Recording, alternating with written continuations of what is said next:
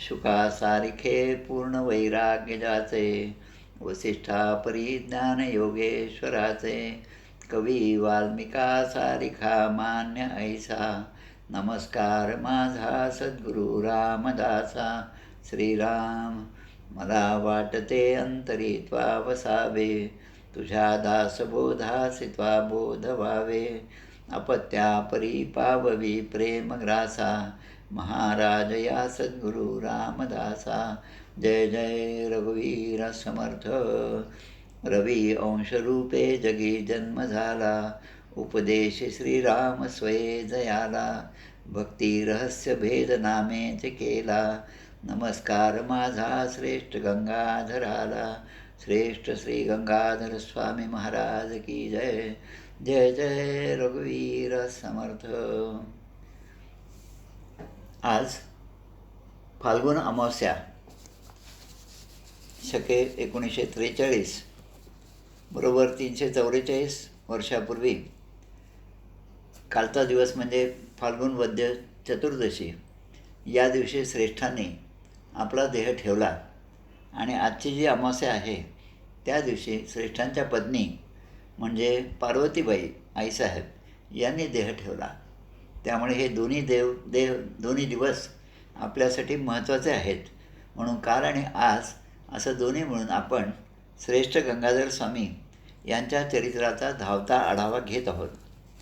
हे जे आपलं टेलिग्रामच्या ग्रुपवर जे प्रवचन आहे ते अर्धा तास किंवा पाऊण तासाचं आहे. पण त्या व्यतिरिक्त काल रात्री आणि आज रात्रीसुद्धा फेसबुकच्या माध्यमातून आपल्या रामचंद्र महाराज तंजावरचे जे आहेत त्यांच्या भीमस्वामी मठाच्या फेसबुक पेजवरून रात्री 9 वाजता लाईव्ह प्रवचन पुन्हा असतं. ते जवळपास 1 तास, थोडंसं जास्तही होऊ शकतं, पण त्यामध्ये वेळ जास्त असल्यामुळे थोडं विस्ताराने ते प्रवचन होत असतं. सर्वांना विनंती आहे की ते सुद्धा आपण ऐकावं. आणि ते प्रवचन झाल्यानंतर त्याचा व्हिडिओ जो आहे तो मी माझ्या यूट्यूबवर डाउनलोड करत असतो. म्हणजे यूट्यूबवर लोड केला की मग नंतर तुम्हाला आपल्या सोयीने केव्हाही ऐकता येतो. आपले कोल्हापूरचे आप्पा जे आहेत पाडगावकर, त्यांनी मला असं बरेचदा सांगितलं होतं की तुम्ही इतर मठामध्ये इतके सगळे जाऊन आले तर त्या मठांच्या माहितीचं संकलन करून एखादं पुस्तक ग्रंथरूपाने तयार करावं.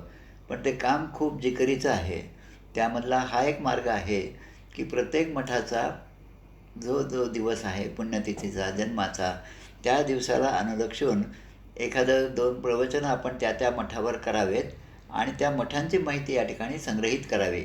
म्हणजे यूट्यूब असो, फेसबुक असो, केव्हाही आपल्याला त्या मठाची सगळी माहिती आपल्याला मिळत जाईल. म्हणून मी हा मार्ग काढला आणि आता हे वर्षभर आपल्याला अशा पद्धतीनेच करायचं. ज्या ज्या संतांची पुण्यतिथी किंवा जन्मदिवस असेल त्यावेळेस त्यांच्यावर 1 किंवा 2 दिवसाचे प्रवचनं करायचे. काल आपण श्रेष्ठ श्री गंगाधर स्वामी यांच्या चरित्राचा बराचसा भाग पाहिला. त्यामध्ये आपण पाहिलं की त्यांचा जन्म कसा झाला. गंगाधरांचा जन्म जसं राणूबाईने नवस बोलल्या तसं गंगामातेजवळ नवस बोलल्या की मला पुत्र झाला तर मी तुझंच नाव ठेवेल. तसं गंगाधर हे नाव ठेवलं. आता नाव जरी गंगाधर असलं तरी पत्रिकेमध्ये त्यांचं जन्मनाव हे नारायण होतं. आणि बरोबर त्या रथसप्तमीच्या दिवशी जसं सूर्यदेवाने ब्राह्मणाच्या रूपात येऊन आशीर्वाद दिला त्याप्रमाणे मदंशय करून एक पुत्र होईल जो प्रापंचिक असेल आणि दुसरा पुत्र जो आहे तो हनुमंताचा अंशय करून होईल आणि तो मात्र जगाचा पूर्ण संसार प्रपंच करेल आणि जगाचा उद्धार करेल, हिंदुत्वाची स्थापना करेल असा आशीर्वाद सूर्यदेवतेने दिला. त्यानंतर ही 2 मुलं म्हणजे श्रेष्ठ गंगाधर स्वामी आणि आपले समर्थ रामदास स्वामी यांचा जन्म झाला. श्रेष्ठांच्या बऱ्याच कथा आपण काल पाहिल्या. अगदी त्यांच्या अनुग्रहाची कथा पाहिली. प्रत्यक्ष रामरायाने अनुग्रह दिला. समर्थाने अनुग्रह मागितला तेव्हा त्याने नाही म्हटलं. मग समर्थाने पुन्हा त्या ग्रामदेवताची जी आहे आपले महारुद्र हनुमान जे आहे जाम समर्थमध्ये त्यांच्या तिथे उपासना केली आणि त्यांना प्रत्यक्ष प्रसन्न करून घेऊन तिथून आपण अनुग्रह घेतला समर्थाने. पुढे त्यांच्या वडील निवर्तल्यानंतर पूर्ण जबाबदारी यांच्यावर आली.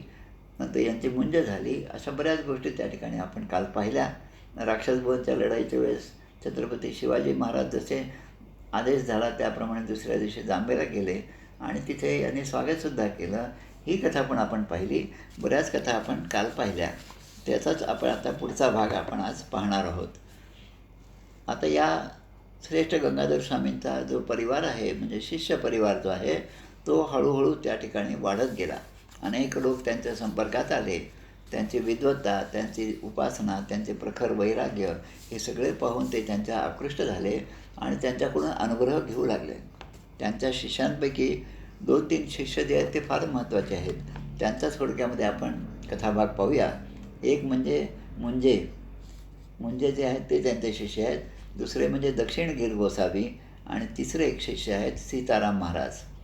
या मुंजेंचं जे आहेत श्रेष्ठांचे हे शिष्य आहेत हे तिन्ही पण. हिवरे हे जे गाव आहे, जांभेपासून थोड्या जवळच अंतरावर हिवरे गाव आहे. त्या गावापासून एक 5-1 कोसावर, हे 10-12 किलोमीटरवर राजापूर नावाचं एक खेडेगाव आहे. त्यातील राहणारे हे मुंजे आहेत. हे श्रेष्ठांच्या सेवेत अखंडपणे होते. त्यांनी श्रेष्ठांचा अनुग्रह घेतला आणि समर्थ जेव्हा आई गेल्यानंतर त्या ठिकाणी भेटायला आले, तेव्हा जाताना समर्थांनी आपल्या मोठ्या भावानं विनंती केली की आता तुम्ही पार्वातिक दृष्टीने काही ग्रंथरचना करावी. त्याप्रमाणे श्रेष्ठांनी जे 2 ग्रंथ रचले ते म्हणजे सुगमोपाय आणि भक्ती रहस्य, या दोन्ही ग्रंथाची PDF आज मी आत्माराम या समूहावर दिलेली आहे. ती आपल्याला मिळत असेल तर ती डाउनलोड करून घ्यावी आणि केव्हा तरी वर्षभरातून हे दोन्ही ग्रंथ वाचावेत. खूप उत्तम असे हे दोन्ही ग्रंथ आहेत. तर त्या ग्रंथाचं लेखन जसं कल्याण स्वामींनी दासबोधाचं लेखन केलं तसं या ग्रंथाचं लेखन या आपल्या मुंजे या श्रेष्ठांच्या शिष्याने केलेलं आहे. आणि याच मुंजेंच्याकडे, त्यांच्या घराण्याकडे अधिकार होता की त्या ठिकाणी रामनवमीच्या वेळेस कालापड हा भाग पाहिला की ते तूप कमी पडलं म्हणून विहिरीचं तूप पाणी काढलं आणि ते पाण्याचं तूप झालं आणि रामनवमीच्या पारायणासाठी दुसऱ्या दिवशी पंगतीसाठी ते तूप, जे पाणी होतं ते तूप झालेलं, ते तूप त्या ठिकाणी वाढलं. आणि या मुंजेंना अधिकार दिला की ही घागर आपण सांभाळून ठेवावी. ती घागर आजही जाम समर्थमध्ये समर्थांच्या घराण्याचं जे राम मंदिर आहे त्यामध्ये आपल्याला पाहायला मिळते. काल आपण अजून एक पाहिलं की चाफळच्या मंदिराकडची उभारणी तिकडे होत होती. तेव्हा उद्धव गोसावी त्या ठिकाणी आले होते. तेव्हा श्रेष्ठांनी 8-10 भार असलेले सोन्याची सुपारी एवढं एक सोनं जे आहे ते त्यांनी आपल्या मदत म्हणून त्या ठिकाणी पाठवलं. आता हे पाहून मुंजेंच्या मनात आलं की चाफळला मंदिर उभं राहत आहे म्हणून आपल्या सद्गुरूंची, श्रेष्ठांची परवानगी घेतली आणि त्यांच्या आदेशाप्रमाणे मुंजे हे स्वतः चाफळला गेले. चाफळचं मंदिर आपल्याला माहिती आहे की स्मशानामध्ये ते मंदिर उभारलेलं आहे. त्या काळामध्ये स्मशान असल्यामुळे आजही तसंच आहे. पिंपळाचे, वडाचे झाडं असतात, पिंपळावर मुंजा असतो अशी आपली धारणा आहे. तर अशी सगळी झाडं असणारं त्या ठिकाणी ते मंदिराचं उभारणीचं काम सुरू होतं आणि मंदिर उभारलेलं सुद्धा होतं. त्या ठिकाणी गेल्यावर श्रेष्ठांच्या हे शिष्य म्हणजे ज्यांच्या मनात आलं ते त्या ठिकाणी त्यांनी दर्शन पण घेतलं आणि त्यांच्या मनात आलं की एवढं मंदिर छान बांधलेलं आहे तर या मंदिराला प्रवेशद्वार खूप मोठं पाहिजे. त्या ठिकाणी खूप लहान प्रवेशद्वार होतं, अगदी वाकून मंदिरामध्ये जावं लागत होतं. म्हणून या ठिकाणी एक भव्य असं प्रवेशद्वार व्हावं असं त्यांच्या मनात आलं. पण एक अडचण फार होती की त्या प्रवेशद्वाराचं जे काही होतं त्या काळचं प्रवेशद्वार छोटंसं, त्याच्यासमोर एक मोठा वटवृक्ष होता आणि तो वटवृक्ष असल्यामुळे त्या ठिकाणी कुठल्याच प्रकारचं बांधकाम स्वतंत्रपणे करता येत नव्हतं. तर रात्रीच्या वेळेस मुंजेंनी झोपण्यापूर्वी आपल्या सद्गुरूंना म्हणजे श्रेष्ठांना विनंती केली की हे जे या ठिकाणी मला जे प्रवेशद्वार बांधायचं आहे त्यामध्ये ही मोठी अडचण आहे, तो वटवृक्ष आहे त्या ठिकाणी. आणि ती प्रार्थना इकडे श्रेष्ठांनी ऐकली, त्यांना ती अंतर्ज्ञानाने ती जाणवली. आणि श्रेष्ठांचा अधिकार पहा किती असतो की रात्रभरात काय झालं माहीत नाही, जाम त्या चाफळची सगळी गावातली मंडळी झोपलेली होती. हे मुंजे आणि त्या ठिकाणी असणारे अधिकारी स्वामी जे आहेत ते सगळे रात्रीच्या झोपेमध्ये होते आणि रात्री मध्यरात्रीनंतर मोठा कडाकड असा आवाज आला आणि तो एवढा मोठा वटवृक्ष जो कित्येक काळापासून होता, कदाचित समर्थांच्या काळापासून त्या ठिकाणी असेल, तो त्या वादळामध्ये उन्मळून पडला. सकाळी उठून सगळेजण पाहतात तर त्या छोट्याशा प्रवेशद्वाराजवळचा हा मोठा वटवृक्ष ज्याची अडचण होत होती आजपर्यंत तो खाली पडलेला आहे. आणि त्याच वेळेस मुंजेंना आपल्या सद्गुरूंची, श्रेष्ठांच्या योग्यतेची, त्यांच्या अधिकाराची जाणीव झाली. दुसऱ्या दिवशी तो सगळं वटवृक्ष पाहिला आणि असं त्या मुंजेंचं कर्तृत्व आहे आणि ते आपल्या सद्गुरूंमुळे म्हणजे श्रेष्ठांमुळे ते प्राप्त झालेलं आहे. आता दुसरे शिष्य जे आहेत ते दक्षिणगीर गोसावी. ह्या दक्षिणगीर गोसावी यांचीसुद्धा समाधी त्या जाम समर्थमध्ये आहे असं मी अनेक पुस्तकात आणि आपल्या अण्णांच्या या पुस्तकात तेजोनिधी श्रेष्ठ या पुस्तकात वाचलेलं होतं. तेव्हाच मी ठरवलं की जांबेला आपण आता जेव्हा पुढच्या वेळेस जाऊ तेव्हा या दक्षिणगीर गोसाव्यांची समाधी कुठे आहे याचा आपण शोध घेऊया. आणि त्या दृष्टीने 5 दिवस जेव्हा जांबेच्या मंदिरामध्ये मी होतो, राम मंदिरामध्ये, तेव्हा तो शोध घेण्याचा प्रयत्न केला आणि योगायोगाने ती समाधीसुद्धा आम्हाला त्यावेळेस सापडली. हे दक्षिणगीर गोसावी कोण होते की श्रेष्ठांचे भक्त होते. आता श्रेष्ठ हे रामदासी संप्रदायाचा त्यांना अनुग्रह होता. पण हे जे दक्षिणगीर गोसावी होते हे शिवभक्त होते, शंकराचे मोठे भक्त होते. जांबेमध्ये त्यांचा स्वतंत्र असा मठ होता. आज आपण ज्या जांबेत जातो तेव्हा 3 गोष्टी त्या ठिकाणी आहेत. एक म्हणजे डावीकडे असणारं महारुद्र स्वामींचं मंदिर, पुढे गेल्यानंतर त्या ठिकाणी असणारं श्रीराम मंदिर जे यांच्या घराण्याचं मंदिर आहे, आणि पुढे जाऊन डावीकडे वळल्यानंतर दगडी चिरेबंदी जो वाडा आहे तिथे समर्थांचं मंदिर, ज्या ठिकाणी समर्थांचा जन्म झाला होता. तर या समर्थांच्या मंदिराच्या समोर जे काही 3-4 लिंबाचे झाडं आहेत त्या झाडाखाली काही दगडी ओटे आहेत. ते दगडी ओटे म्हणजेच या दक्षिणगीर गोसावी यांच्या नंतरच्या समाधी त्या ठिकाणी आहेत. पण त्या समाधी आहेत असं वाटत नाही. खेड्यातली बरीच माणसं त्या ठिकाणी आपले गप्पा मारत मांडी घालून बसलेली दिसतात आपल्याला, पण त्या सगळ्या समाधी आहेत त्या ठिकाणी. आता श्रेष्ठांचा अनुग्रह यांना झालेला होता आणि हे अगदी भूतदया जी आहे त्या ठिकाणी भरलेली होती दक्षिणगीर गोसाव्यांच्या. आणि जसेच जगद्गुरू तुकाराम महाराज म्हणतात, वृक्षवल्ली आम्हा सोय रे वनचरे, पक्षी ही सुस्वरे आळविती. याप्रमाणे पक्ष्यांवर, सगळ्या जीवांवर, जनावरांवर यांचं फार प्रेम होतं. असं म्हणतात की रोज जवळपास 4-5 किलो ज्वारीचे दाणे हे त्या पक्ष्याला टाकत असत आणि त्यामुळे साहजिकच त्यांच्या घरासमोर ते जिथे जातील त्या ठिकाणी सगळे पक्षी एकत्र यायचे.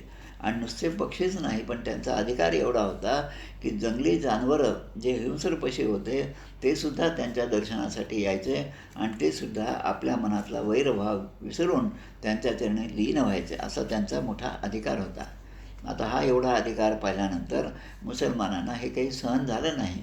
त्यापैकी एकाने त्या ठिकाणी असणाऱ्या काही लोकांच्या मदतीने अंबडला जे क्षेत्राधिकारी होते, त्या रेव्हेन्यूचे जे कोणी अधिकारी असतील त्यांच्याकडे यांच्याबद्दलची म्हणजे कुरबुरी केली आणि त्यांना अटक व्हावी अशी मागणी केली. त्याप्रमाणे अंबडवरून काही अधिकारी त्या ठिकाणी या दक्षिणगीर गोसावींना कैद करण्यासाठी त्या ठिकाणी आले. आता हे जेव्हा येत होते, जांबेमध्ये आले, तेव्हा दक्षिणगीर गोसावी त्या ठिकाणी होते आणि आता ही कल्पना दक्षिणगीर गोसावींना आली, आता आपल्याला अटक होत आहे. पण पशुपक्ष्यांनासुद्धा हे ज्ञान झालं. आणि एवढंच नाही तर जी जनावरं होती, गायी असतील, म्हशी असतील, काही त्यांनी तर दिले की पक्षी म्हणजे हिंस्र पशु होते, त्या सगळ्यांनी या दक्षिणगीर गोसावींच्या भोवती असं मोठं वेटोळं केलं की त्या अधिकाऱ्यांना यांच्यापर्यंत येताच आलं नाही. आणि शेवटी त्या अधिकाऱ्याने दुरूनच विनंती केली की आता तुम्हाला अटक करून जर मी नेलं नाही तर माझी नोकरी पण जाईल. त्यामुळे आपल्याला अगदी चरणी विनंती आहे की ते आपण आमच्याबरोबर यावा आणि तुम्हाला कुठल्याही प्रकारचा त्रास होणार नाही, ही जबाबदारी माझी. याप्रमाणे मनात आल्याबरोबर दक्षिणगीर गोसावींच्या ते सगळे पशुपक्षी जे आहेत ते त्या ठिकाणून बाजूला झाले आणि मग त्यांना आता अटक करण्याचा प्रश्नच नाही, कारण त्यांचा प्रभाव त्या अधिकाऱ्यांनी पाहिला होता. आणि मग एका चांगल्या रथामध्ये बसून त्यांना अंबड इथे नेण्यात आलं. आता उन्हाची वेळ होती, पण अंबडमध्ये नेताना जवळपास 50 किलोमीटरचं अंतर आहे. आम्ही जेव्हा पायी गेलो तेव्हा श्रेष्ठांच्या 400व्या जन्माच्या वेळेस आम्ही पायी निघालो, तेव्हा पहिला दिवस, दुसरा दिवस, तिसऱ्या दिवशी आम्ही अंबडला जाऊन पोहोचलो. म्हणजे एवढं अंतर होतं. तर एवढं अंतर उन्हामध्ये जाण्यासाठी त्या ठिकाणी ऊन खूप असल्यामुळे आणि पशुपक्षी यांचं प्रेम, सद्गुरूचं प्रेम असल्याप्रमाणे यांच्यावर होतं. त्या सगळ्यांनी त्यांच्या डोक्यावर सावली धरली. पशुपक्ष्यांनी मोठे मोठे थवे केले आणि यांना सावली लागेल, ऊन लागणार नाही अशी व्यवस्था त्यांनी केली. आणि नंतर तिथे गेल्यावर त्या अधिकाऱ्याने पाहिलं की यांचा अधिकार खूप आहे, म्हणून यांना पुन्हा परत वाजत गाजत जांबेला परत पाठवलं. असं हे दक्षिणगीर गोसावींचा अधिकार आहे. ते आपल्या श्रेष्ठांचे खरे चांगले शिष्य आहेत. यानंतरचा भाग जो आहे तो भाग आता आपण पाहू की या श्रेष्ठांनी त्या ठिकाणी अनेक शिष्यमंडळी केलेली आहेत, शिष्यमंडळी आहेत, अनुग्रह दिलेले आहेत. आणि आता आपल्या देहाचं सार्थक करावं असं त्यांना नेहमी सांगायचं ते सगळ्यांना की हे देहाचं सार्थक करायचं असेल तर दाराधी न होता संसार सोडता आला पाहिजे आणि संसार सोडणं म्हणजे तो काही टाकून पळून जायचं नाही जंगलामध्ये, पण संसारात असतानासुद्धा आपल्याला भगवत भक्ती करता येते. असूनही संसारी जिव्हे वेगू करी, वेदशास्त्र उभारी बाह्य सदा, हे जे माऊलींनी सांगितलं तसाच उपदेश त्याने त्यावेळेस केला. आणि श्रवण मनन करून देव दुर्लभ असा तो देवाचा लाभ आपल्याला या देहातच घेता येतो. म्हणून प्रत्येकाने आत्महित करावं. आणि त्या दृष्टीने त्यांनी अभंगाची रचना केली. संसारी सुटी जे तेची पै पुरुषत्व, येर नपुसकत्व धाराधीन, रामासी चिंती जे तेचे पै चिंतन, येर ते वण वण श्वानप्रिये, श्रवण करावे अंतरी धरावे आणि प्रवर्तावे निज काजी, हा देह पुढती न पावत बारे, म्हणून करारे आत्महित, रामी रामदास विरवी वेळोवेळा, काळ पळपळा ग्रासी तसे. काळ आपल्याला ग्रासीत असतो, क्षणाक्षणाला आपण आपल्या मृत्यूकडे ओढल्या जात असतो. हे लक्षात घेऊन रामी रामदासी म्हणजे श्रेष्ठ गंगाधर स्वामी म्हणतात की आपल्या देहाचं सार्थक करावं, या नरदेहाचे उचित काही करावे आत्महित, यथानुशक्त्या चित्तवित्त सर्वोत्तमे लावावे. आता पुढचा एक काही प्रसंग आहे पहा, तो खूप छान आहे. आपण जर लक्षात घेतलं की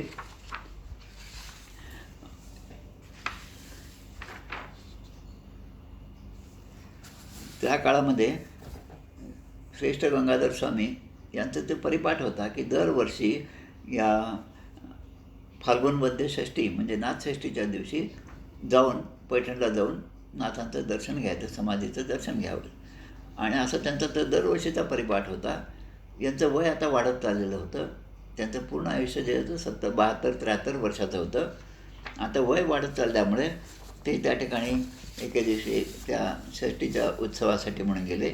आपल्याला माहीत आहे की नाथषष्ठीचा उत्सव जो आहे तो फाल्गुन वद्य द्वितीयेपासून सुरू होतो आणि द्वितीयेपासूनच भक्त मंडळी त्या गंगेचं कावड आणतात आणि त्या रांजणामध्ये भरत असतात. हा उत्सव दरवर्षी त्या ठिकाणी होतो.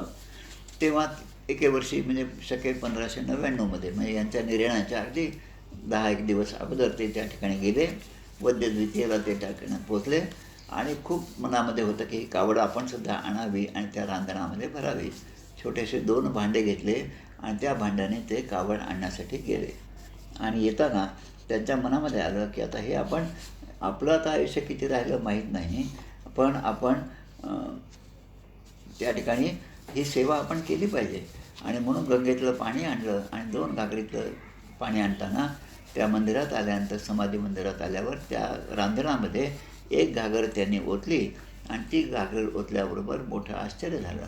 श्रीखंडाने सुद्धा अशा प्रकारे त्या ठिकाणी सेवा केली होती. श्रीखंडा म्हणजे प्रत्यक्ष पांडुरंग आहे. त्यांनी नाथांच्या काळामध्ये सेवा केली होती. तशीच सेवा या ठिकाणी श्रेष्ठाने केलेली आहे. आणि त्यांची 1 घागर त्या ठिकाणी टाकल्याबरोबर तो रांजण पूर्णपणे भरला. आणि हा रांजण भरला हे पाहिल्याबरोबर आपल्या एकनाथ महाराजांचे चिरंजीव म्हणजे हरिपंडित हरिपंत यांना खूप आनंद झाला. त्यांनी येऊन या श्रेष्ठ गंगाधर स्वामींना मिठीच मारली, गळा भेट घेतली आणि त्यांचा त्या ठिकाणी खूप मोठा सत्कार झालेला आहे. आणि ते म्हणतात की आता हे त्यांच्या मनामध्ये आलं हे की आता जसा हा रांजण भरला तसंच आपलं आयुष्यसुद्धा आता संपत आलेलं आहे. आपलं आयुष्याचंसुद्धा रांजण भरलेलं आहे आणि म्हणून आता आपलासुद्धा देह ठेवण्याची वेळ जवळ आलेली आहे. हा दिवस होता षष्ठीचा. सप्तमीच्या दिवशी ते त्या ठिकाणीच राहिले आणि अष्टमीला निघून पुन्हा नवमीच्या दिवशी जांब समर्थ या गावामध्ये आले. जेव्हा ते जांबेला आले तेव्हा त्यांना म्हणजे खूप थकले होते. तसेच मुळामध्ये थकले होते तरी पण ते दर्शनासाठी म्हणून पैठणला जाऊन आले. पण गावात आल्यानंतर अगदी 1-2 तास गेले असतील तेवढ्यात त्यांचे एक शिष्य हे त्या ठिकाणी आले. डोंगरसेवली नावाचं गाव आहे. आता ही सगळी गावं आपल्यापासून खूप जवळ आहेत खरं म्हणजे. तो पण विषय मी सांगतो. म्हणजे आपण लोणारला गेलो होतो. लोणारहून मंठ्याला जात असताना 50 किलोमीटरचं अंतर आहे. जवळपास 24 किलोमीटर अंतरावर श्रेष्ठांची समाधी आहे. त्या समाधीच्या अलीकडे तळणी हे गाव आहे. तिथेच डोंगरसेवली हे गाव आहे. तळणी हे जे गाव आहे त्याचा उल्लेख आपल्या सद्गुरू संत सखाराम महाराज देवडीचे जे आहेत त्यांच्या चरित्रामध्ये आहे. आपल्यापैकी बरेच जणांनी सखाराम महाराजांच्या त्या पारायणामध्ये सुद्धा सहभागी आहेत. त्यांना हे लोणी गाव आठवत असेल आणि हे डोंगरसेवली किंवा तळणी हे सुद्धा गाव आठवत असेल. तर त्याप्रमाणे तिथले जे शिष्य होते, अधिकारी होते, ते त्या ठिकाणी जांबेमध्ये आले श्रेष्ठांच्याकडे आणि ते विनंती करतात या फाल्गुन वद्य द्वादशीला लोणी गावामध्ये माझ्या मुलाचं लग्न आहे. एकुलता एक मुलगा आहे आणि त्या लग्नाला आपण यावं, आपले आशीर्वाद व्हावेत म्हणून मी विनंती करायला आलो. आता श्रेष्ठांनी खूप विचार केला की आता एवढं आपलं शरीर थकलेलं आहे, तर ते म्हणतात की आता आपण जावं का नाही, असं त्यांच्या मनामध्ये आलं. आणि ते म्हणतात की या ठिकाणी कळेना, म्हणजे आपण जावं का नाही असं मनामध्ये आलं की आता मरावे देशी किंवा विदेशी, म्हणजे आपल्याला देह ठेवायचा असेल तर तो आपल्या गावातच ठेवा का परदेशामध्ये कुठल्या तरी दुसऱ्या गावाला ठेवावा, असा संभ्रम माझ्या मनामध्ये आलेला आहे, असं ते मनातल्या मनात म्हणाले. आणि एक दोन ओव्यासुद्धा त्या ठिकाणी म्हणाले. तर तेव्हा ते डोंगर सेवलीचे जे देशपांडे होते शिष्य, ते म्हणतात की महाराज आपण जर येत नसाल तर मग माझ्या मुलाचं लग्न मी मोडतो म्हणे. लग्न इथपर्यंत बोलणं झालं. आणि मी लग्न मोडतो असं जेव्हा शिष्य म्हणतात तेव्हा सद्गुरूंना कळवळा येतो. आणि श्रेष्ठांच्या मनामध्ये तोच दिवस आठवला ज्यावेळेस आपल्या नारायणाचं म्हणजे समर्थांचं लग्न आसनगावला होतं आणि लग्नाच्या बोहल्यावरून समर्थ त्या ठिकाणून पळून गेले आणि ते लग्न मोडलं होतं. त्या ज्या कन्या होत्या आसनगावच्या, या भानजी गोसावींची मुलगी, तिचं लग्न पुढे झालं ही गोष्ट वेगळी, पण तो प्रसंग यांना आठवला आणि अगदी डोळ्यातून पाणी आलं तो प्रसंग आठवल्याबरोबर.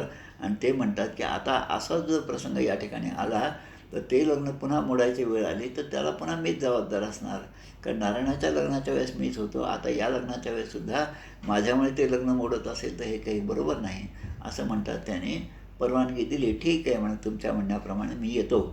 आणि म्हणून नवमीच्या दिवशी जाम समर्थ होऊन काही मंडळी या लग्नासाठी म्हणून निघाली. 9, 10 आणि 11 दशमीला प्रवास झाला आणि 11ला या डोंगरशिवलीमध्ये दशमीच्याच रात्रीपर्यंत डोंगरशिवली या गावामध्ये ते आले. त्या शिष्याने त्यांचं खूप स्वागत केलं, आहेर दिला आणि दुसऱ्या दिवशी ही सगळी मंडळी त्या लोणीच्या गावामध्ये निघाली. लोणीला ते लग्न होतं त्यांच्या मुलाचं. आणि लोणीला गेल्यावर पुन्हा सगळं स्वागत झालं. आदल्या दिवशीचं सीमंतपूजन वगैरे सगळे जे काय कार्यक्रम असतील ते झाले आणि द्वादशीचा दिवस उजाडला. पण रात्रीच्या वेळेस सगळ्यांच्या विनंतीवरून त्या ठिकाणी पुन्हा श्रेष्ठांचं कीर्तन लोणी येथे झालं. श्री क्षेत्र लोणी सखाराम महाराजांमुळे आपल्या सगळ्यांच्या परिचयाचं आहे. त्या ठिकाणी कीर्तन झालं. तिथे स्वरचित असा अभंग त्यांनी त्या ठिकाणी गायला आणि नरदेहाचं सार्थक कसं करावं याबद्दलचा विचार सगळ्यांसमोर मांडला. द्वादशीचं लग्न छान पार पडलं आणि पुन्हा ही सगळी मंडळी या डोंगरशिवली या गावी रात्रीपर्यंत परत आली. डोंगरशिवलीला दुसऱ्या दिवशी मुक्काम झाला आणि चतुर्दशीच्या दिवशी म्हणजे कालचा दिवस जो होता ती मंडळी सगळी पुन्हा जाम समर्थाला जाण्यासाठी निघाली. बरोबरची मंडळी, शिष्यमंडळी, काही घोडे असतील, काही बैलगाड्या असतील, असे सगळे घेऊन तळणीहून ही मंडळी निघाली. मगाशी मी सांगितल्याप्रमाणे लोणार आणि मंठा या 2 गावांच्या मधोमध हे दहीफळ खंडारे नावाचं गाव आहे, ज्या ठिकाणी श्रेष्ठांची समाधी आहे. असा प्रवास चालू असताना अगदी सुंदर असं निसर्गरम्य असं ठिकाणं त्यांना दिसलं. चांगली तगली वडाची, पिंपळाची आणि लिंबाची झाडं होती. खूप थंड अशी सावली होती. मोठी अशी विहीर होती रस्त्याच्या काठालाच.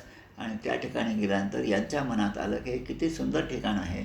आणि त्यांच्याबरोबर त्यांचा मोठा मुलगा म्हणजे रामजी, काल आपण पाहिलं रामजींचा जन्म शके 1583मध्ये झाला रामजी, आणि 90मध्ये श्यामजींचा जन्म झाला. त्या दोघांच्यामध्ये 86मध्ये 1586मध्ये सरस्वती नावाच्या त्यांच्या मुलीचा जन्म झाला. तर फक्त रामजी यांच्याबरोबर होते आणि रामजींना त्यांनी सहज म्हटलं की अरे रामा, हे ठिकाण कसं वाटतं तुला? कारण यांच्या मनामध्ये होतं की अगदी स्वर्गाहून सुंदर असं हे ठिकाण आहे, असं श्रेष्ठांच्या मनामध्ये होतं. आणि ते म्हणतात की हे ठिकाण तुला कसं वाटलं? असं म्हणतात. रामजी किती वर्षाचे होते? तर ते फक्त 16 वर्षाचे, 15-16 वर्षाचा मुलगा. आणि त्याच्या मनात तोच विचार आला जो त्यांच्या वडिलांच्या श्रेष्ठांच्या मनात होता. रामजीने ते शब्द उच्चारले. ते म्हणतात स्वर्गाहून सुंदर अशी ही जागा आहे. मग यांच्या मनात जे आलं की ही स्वर्गाहून सुंदर जागा असेल तर माझा देहत्याग जो आहे तो याच ठिकाणी मी करावा. तोपर्यंत दुपार झालेली होती, प्रवासात होते.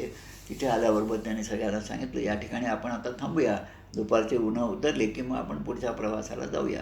आणि म्हणून कालचा दिवस चतुर्दशीचा, त्या दिवशी दुपारी 11-12 वाजेपर्यंत ही मंडळी त्या रस्त्यावर असणाऱ्या त्या शेतामध्ये, त्या विहिरीच्या काठी, त्या झाडाझुडपाच्या सावलीमध्ये सगळी मंडळी थांबली.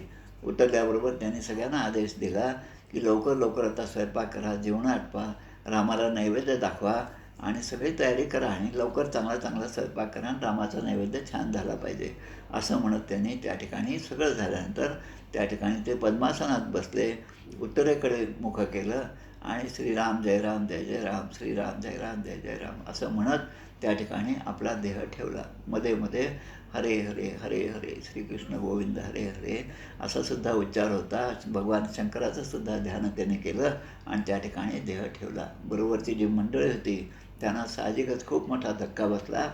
हे रामजी जे होते ते फक्त 16च वर्षाचे होते. आता तुम्ही विचार करा, कालच्या दिवशी म्हणजे चतुर्दशीला वडिलांनी देह ठेवला. हे जांबेपासून बाहेर होते. अत्यंत धीराने या रामजींनी या आलेल्या प्रसंगाला तोंड दिलेलं आहे. वय किती तर फक्त 16 वर्षाचं. आणि हे झाल्याबरोबर वडिलांचं निधन झालेलं आहे. वडिलांचं प्रेत जे आहे ते त्या ठिकाणी ठेवलं आहे त्या विहिरीच्या काठी. आणि रामजींनी आपल्याबरोबरच्या काही मंडळींना बैलगाडी वगैरे देऊन जांबेला पाठवलं आपल्या आईला आणि लहान भावाला निरोप देण्यासाठी. त्याप्रमाणे ही मंडळी चतुर्दशीच्या दिवशी रात्री जांबेला पोचली. पार्वतीबाई त्या ठिकाणी होत्या. श्यामजींना बरोबर घेतलं आणि काही मंडळी असे करून आजच्या दिवशी, आज अमावस्या म्हणजे सकाळच्या वेळेस ही सगळी मंडळी त्या ठिकाणी आली ज्या ठिकाणी यांनी देह ठेवला होता या शेतामध्ये. आता ते शेत म्हणजे खंडारे पाटील म्हणून जे आहेत त्यांचं शेत आहे. ते त्या काळापासून ते शेत आहे. त्या ठिकाणीच ही समाधी आहे. पार्वतीबाई त्या ठिकाणी आल्या सकाळच्या वेळेस आणि पार्वतीबाईंचा आणि या श्रेष्ठांचा संसार जो आहे जवळपास 65 वर्षाचा संसार झालेला होता. आणि आल्याबरोबर रामजी आणि श्यामजी या दोघांनी आपल्या आईला मिठी मारली, आपलं दुःख व्यक्त केलं. आणि पार्वतीबाई म्हणजे मायबाई यांनीसुद्धा खूप धीराने त्या ठिकाणी सर्वांना उपदेश केला. आणि जसं आपल्याकडे असतं तसं कोणाच्याही निधनानंतर त्यांची पत्नी मुलं त्या पार्थिवाचं दर्शन घेतात, पायावर डोकं ठेवतात. तसं यांनी त्या ठिकाणी पायावर डोकं ठेवलं आणि त्याच वेळेस त्यांनी स्वतःचा देहसुद्धा त्या ठिकाणी अर्पण केला. कोणी तर या पार्वतीबाईंनी, मायबाईंनी. आणि त्याबद्दलचं एक अभंग देतात रामी रामदासांच्या, म्हणजे वेगळ्या अभंगामध्ये पूर्वीच रचलेला अभंग आहे, त्यामध्ये हा उल्लेख आलेला आणि तसंच पुढे घडलेलं आहे. विसरली पती निधन दुःखा, श्रीराम मंत्र आला मुखा, देह समिधा अर्पी मखा, जे रामी रामदास चरण, उजळे सतीत्व सोने, झाले स्वर्ग ठेंगणे, रामी रामदास उणे, शून्यवत पसारा. म्हणजे शून्यवत हा सगळा जगाचा पसारा आहे असं म्हणत त्या मातेने आपल्या पतीच्या चरणाशी आपला देह ठेवला. ही घटना त्या ठिकाणी झाली. ते गाव आहे दैफळ खंडारे. आत्तापर्यंत 2-3दा मी त्या ठिकाणी गेलो. माझ्या 61 पारायणामध्ये माझ्या मनामध्ये खूप होतं की एक पारायण आपलं पंढरपूरला झालं पाहिजे आणि एक श्रेष्ठांच्याकडे झालं पाहिजे. त्याप्रमाणे 60वं पारायण पंढरपूरला मेथोडेकरांच्या मठात झालं आणि 61वं पारायण या श्रेष्ठ गंगाधर स्वामींच्या समाधी मंदिरात झालेलं आहे. आता हे ठिकाण कुठे आहे ते आपण पाहूया. अकोल्यापासून मालेगाव जवळपास 60 किलोमीटर अंतर आहे. तिथून मेहकर पुन्हा 60 किलोमीटर अंतरावर आहे. मेहकरपासून लोणार जे आहे ते 50 किलोमीटर अंतरावर आहे. आणि लोणार ते मंठा हे 43 किलोमीटर अंतरावर आहे. आणि त्या मार्गावर 25 किलोमीटर गेल्यावर रस्त्याच्या डाव्या बाजूला खूप मोठी कमान आहे. त्या कमानीवर श्रेष्ठ श्री गंगाधर स्वामी, समर्थ रामदास स्वामी यांचे मोठे बंधू ज्यांची समाधी असा बोर्ड त्या ठिकाणी आहे. खूप रम्य असं ठिकाण आहे. 2-3दा आम्ही जाऊन आलो आणि ती विहीर पण पाहिली. त्या ठिकाणचे समाधी वृंदावन पण पाहिलं. पूर्वीच्या काळी ते समाधी जे आहे ते जवळपास 8-10 फूट असं उंचीचं मोठं वृंदावन होतं. त्यापुढे नंतर काही काळानंतर आपल्या मधुकरराव अण्णा गोसावी आणि अंबडची काही मंडळी या सगळ्यांच्या सहकार्याने त्या ठिकाणी सुंदर असं मंदिर बांधलेलं आहे. आता समाधी जी आहे ती असे 2-3 फुटावरच आहे. मंदिरामध्ये ती समाधी आहे, त्यावर ते पादुका आहेत उत्तरेकडे तोंड असलेले. आणि त्या ठिकाणी रामलक्ष्मण सीता आहेत. 2 मारुती त्या ठिकाणी आहेत. खूप सुंदर आणि रम्य असं ते ठिकाण आहे. आणि आता यानंतर त्या ठिकाणी त्या दोघांना अग्निसंस्कार करण्यात आले, पार्वतीबाईंना, मायबाईंना आणि श्रेष्ठांना. आणि हे झाल्याबरोबर रामजीने जे भाषण केलं ते सुद्धा फार महत्त्वाचं आहे. इतर लोक म्हणत होते की आपण श्रेष्ठांना घेऊन जांबेत जाऊ आणि तिथे अंत्यसंस्कार करू, पण रामजीने त्याला नकार दिला. रामजी म्हणतात की उद्यापासून आपल्या घराण्याचं त्या ठिकाणी राम जन्मोत्सव सुरू होणार आहे. जसं आता उद्या आपल्याला रामनवमीचा पहिला दिवस आहे, त्याप्रमाणे तसं न करता त्यांचे अंत्यसंस्कार या डोंगरसेवली या दहीफळ खंडारीच्या त्या शेतामध्येच करण्यात आले. आणि मग ही सगळी मंडळी पुढे जांबेला गेली आणि त्यांच्या सांगण्याप्रमाणे दुसऱ्या दिवशीपासून रामनवमीचा उत्सव पुन्हा त्या ठिकाणी सुरू झाला. आता हे जेव्हा दोन्ही घटना घडल्या, श्रेष्ठ गेले आणि इकडे पार्वतीबाई वहिनी गेल्या, तेव्हा समर्थ सज्जनगडावर होते आणि त्यांना हे लक्षात आल्याबरोबर दुपारची वेळ होती, 2-3 वाजले असतील. समर्थाने पुन्हा एकदा स्नान केलं, भोजन झालं होतं तरी स्नान केलं. तेव्हा इतरांनी विचारलं, तेव्हा ते म्हणतात की आमचे ज्येष्ठ बंधू श्रेष्ठ रामी रामदास हे निजधावाला गेले. हे समर्थांना अंतर्ज्ञानाने त्या ठिकाणी समजलं. दुसरा दिवस उजेला, अमावास्येचा म्हणजे आजचा दिवस. त्या दिवशी अशाच प्रकारे समर्थाने दुपारी पुन्हा एकदा दुसऱ्यांदा स्नान केलं. तेव्हा ते म्हणतात की आमच्या वहिनी पार्वतीबाई ज्या आहेत मायबाई, त्यांनीसुद्धा देह ठेवलेला आहे. आता या घटना इकडे घडल्या, समर्थांना सज्जनगडावर समजल्या. समर्थांनी आपल्याबरोबर असणाऱ्या अक्काबाई आहेत, उद्धव गोसावी आहेत, दिवाकर गोसावी आहेत, यांना सगळ्यांना सांगितलं की आता यापुढे या सज्जनगडचा जो कारभार आहे तो श्रेष्ठांचे चिरंजीव म्हणजे रामजी आणि श्यामजी यांच्याकडे अर्पण करावा. त्यामुळे कोणीतरी जाऊन त्यांना तिथून घेऊन या. आणि पुढे असं झालं की अनेक म्हणजे तो काळ सगळा मुसलमानी युद्धाचा, स्वराज्याचा, युद्धप्रसंग अनेक होते आणि त्यामुळे या दोघांना सज्जनगडावर आणणं तेवढं धोक्याचं होतं, म्हणून ते पुढे ढकलत गेले. आणि मग शेवटी या रामजी आणि श्यामजी हे दोघेही पुन्हा यांनी पण देह ठेवला होता. पण रामजीचा मुलगा म्हणजे पुन्हा दुसरे गंगाधर स्वामी यांना घेऊन ही सगळी मंडळी पुन्हा सज्जनगडावर गेली. आणि तेव्हापासून सज्जनगडावरचा अधिकार जे आहे तो अधिकारी व्यक्ती म्हणून गंगाधर स्वामी दुसरे हे सज्जनगडावर आले. आणि तेव्हापासून आजपर्यंत सज्जनगडाचा अधिकार समर्थांच्या वंशजाकडे झाला. चाफरचं मंदिर आहे ते सुद्धा, त्यामध्ये सुद्धा अधिकार समर्थ वंशजांकडे आहे. आजही आपण पाहतो आदरणीय श्री प्रसाद स्वामी आहेत, भूषण स्वामी आहेत, बाळासाहेब स्वामी आहेत, ही सगळी मंडळी समर्थांच्या घराण्यातली आहेत. त्यांच्याकडे तिथला सगळा व्यवहार, तिथलं सगळं अधिकारी पद हे त्यांच्याकडे आहे. आणि आजही त्याच पद्धतीने त्या ठिकाणी हे सगळे उत्सव चालत असतात. म्हणून श्रेष्ठांच्या या समाधीचं दर्शन आपण सर्वांनी अवश्य घ्यावं.